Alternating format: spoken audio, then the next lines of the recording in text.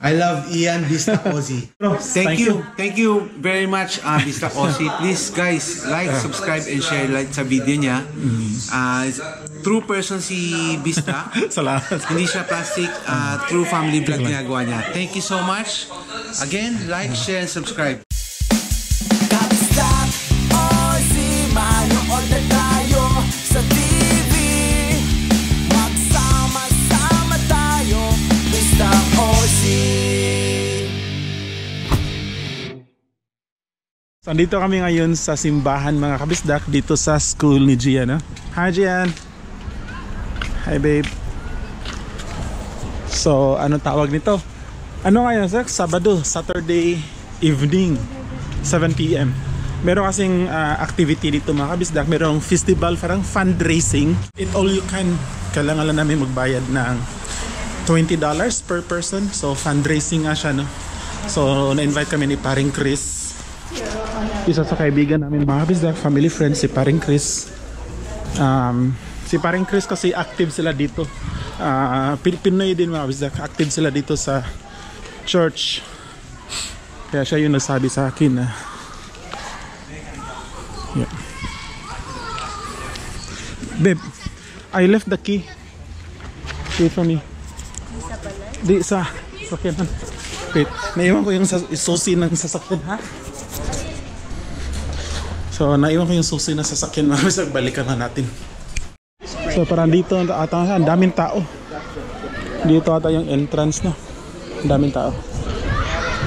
Sabi sila si Ami tsaka si Gian. So, yan na, Zach, update. Update na kabisdak na ubusan kami ng tick. Hindi nila expect na ganito kadami yung nagsusupport sa fundraising. Kasi ano lang, may ibang lahi, ang dami din. Hindi to siya exclusive sa Pinoy mga kabisdak. Kaya yun, naubos yung ticket. Hindi na kami nakabili ng ticket. So, meron pa naman, pwede pa naman kami papapasukin mga kabisdak. Pero ang problema doon, yung pagkain din. Baka ubos na daw, kaya yun. So, uwi na lang kami, siguro mag-order. Pero mamaya, i-meet up ko si Paring Richard. Bro, Richard, shout out. Sobrang salamat. Si Paring Richard, matagal na siya na subscriber mga kabisdak. Very interesting yung story niya kasi isa siyang Pinoy na Australian citizen na umuwi sa Pinas for how many years? I think more than 20 to 30 years. Tapos ngayon nag-decide siya na bumalik sa Australia para sa mga bata, anak, at yun, nag-settle na sila for good din dito sa Melbourne. Ngayon nandito siya sa Sydney, kaya bibisitahin ko siya. Sasamahan niya ako mamaya mga kabisdak. Oh, grill. Pwede siya i-fire. Fireplace. Isa tawag na. Fireplace. Campfire. Dito na? Nasa yun sa Anaconda?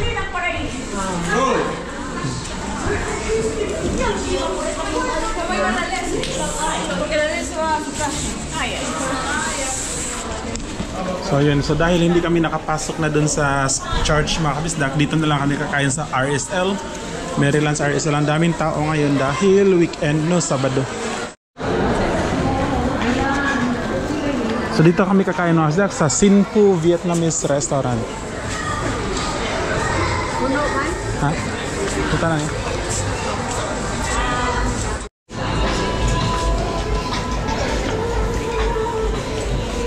눈 뜨면 눈부신 아침 햇살과 모닝콜로 너와 시작하는 하루 마치 내 인생의 포커스가 지금에 맞춰진 걸까.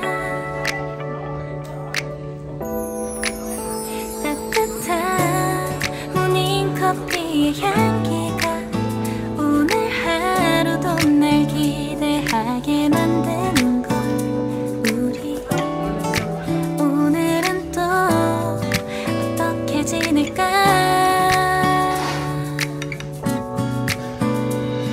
너를 가만 보고 있어도 좋아. 아무 말도 하지 않아도 난 좋아. 너의 눈만 바라봐도 내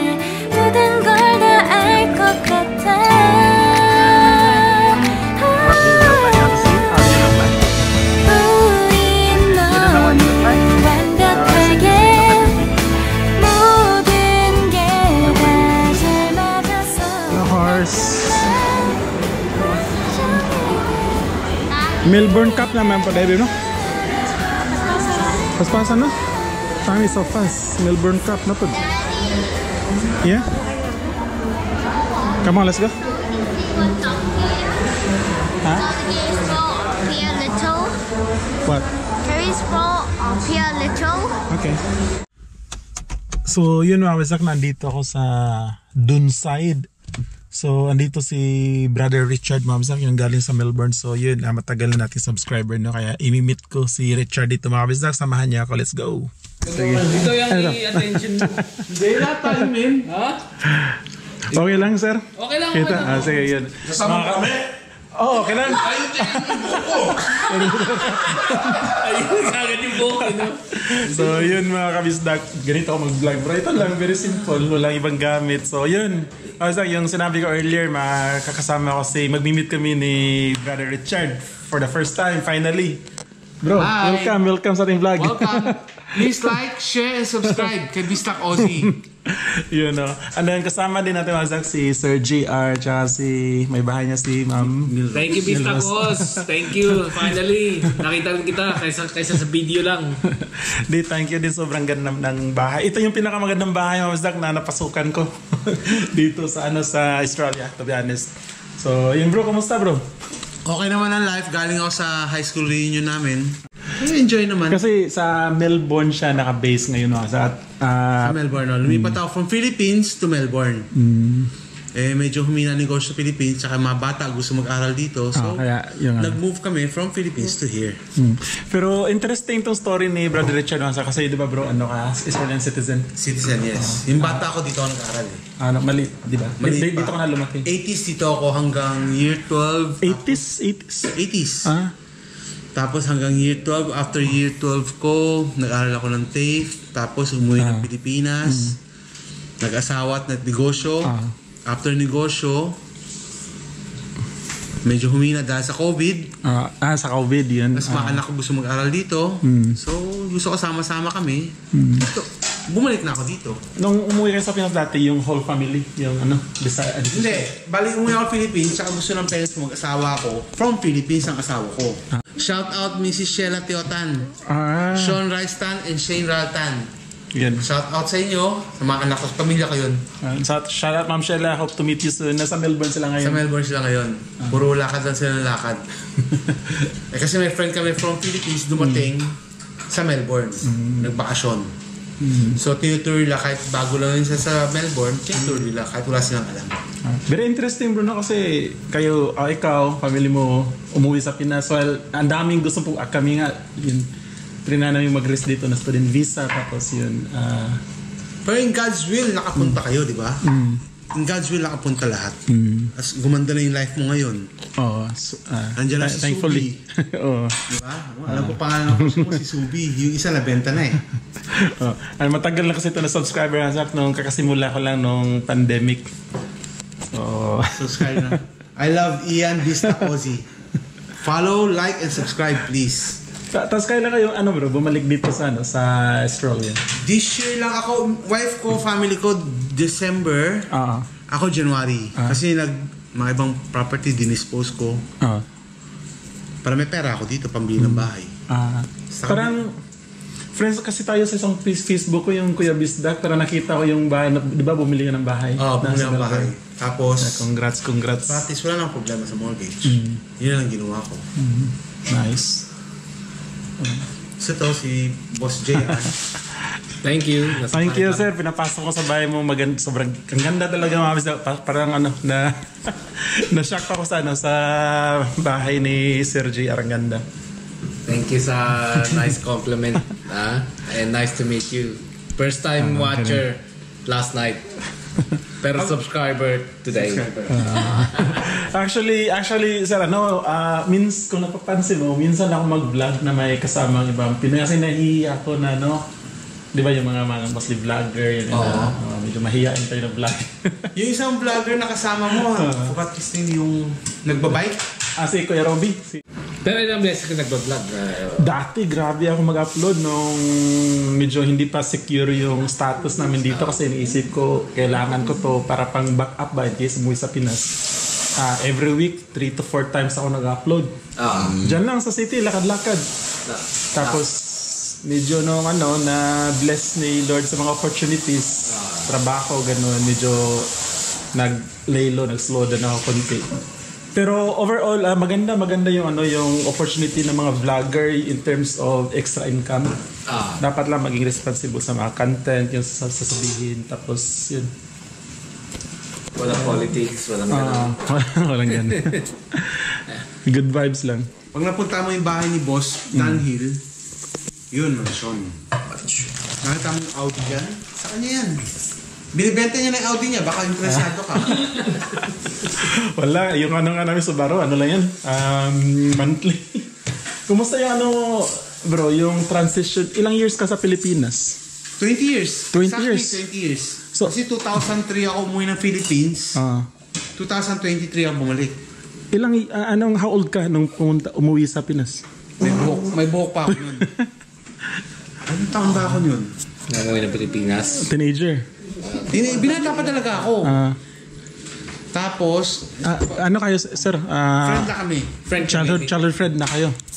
So parang pwede mo sabihin na rin kasi dito na kami nag-meet. Kaya lang, nag-meet kami through Your brother. My brother. Tapos, nag-meet sila sa religion. Singles for Christ. Singles for Christ. Okay. Doon kami nagkakilala. Actually, nag-Singles for Christ kami nag-join ako doon to meet new friends. Kasi wala pa masyadong kaibigan yung mga kaibigan ko, puro mga Lebanese dati.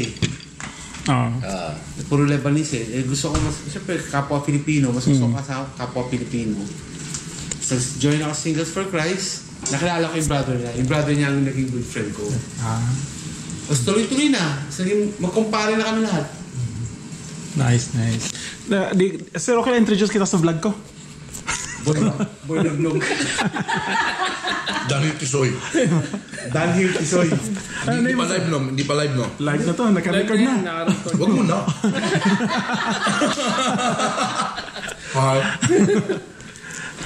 Name ulit? Daniel. Daniel. Saan ka sa atin, sir? Sa province? Parents ko pang Bohol. Bohol? Nice. Pero pinangalan ko sa Pampanga. Ang gulo, no? Sumakay ako Manila. Tapos dito na ako tumanda. Ang ganda sa hamari mo, ha? Oo. Hindi, tama ba nagbinata? Dito ako nagbinata. Dito na tumanda nga. Dito na tinubuan ng sungay. Bohol, Pampanga, Manila, tapos dito na tumanda. Kumusta yung transition mo, bro? From, kasi 20 years kang, sa Pinas. Totoo naman, kaya yung transition ko, hindi ko masyadong iniisip. Iniisip ko talaga for the family, for the kids. Tama. Better future, better life. How old na yung mga anak mo? Panganay ko 19, youngest ko 16. Okay. Ako 48. Baka in case may magtanong, ha? Hindi, akala ko nga, nasa ka pa, mga 39 or 40. Talaga? Thank you.